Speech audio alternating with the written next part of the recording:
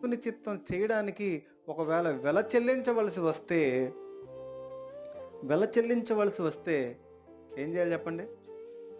వెల చెల్లించడానికి సైతం సిద్ధంగా ఉండాలి. ఏంటి వెల? శ్రమలు రావచ్చు, ఇబ్బందులు రావచ్చు. కానీ పౌలు విడిచిపెట్టాడా అండి? చూడండి, 2 కొరింథీయులకు రాసిన పత్రిక 11 అధ్యాయము 2 కొరింథీ 11వ అధ్యాయము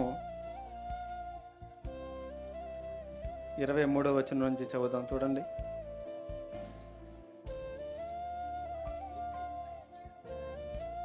చూడండి. ఆ, వారు వారు క్రీస్తు పరిచారకుల వెర్రివాని వలె మాట్లాడుచున్న నేనును మరి ఎక్కువగా క్రీస్తు పరిచారకుడను.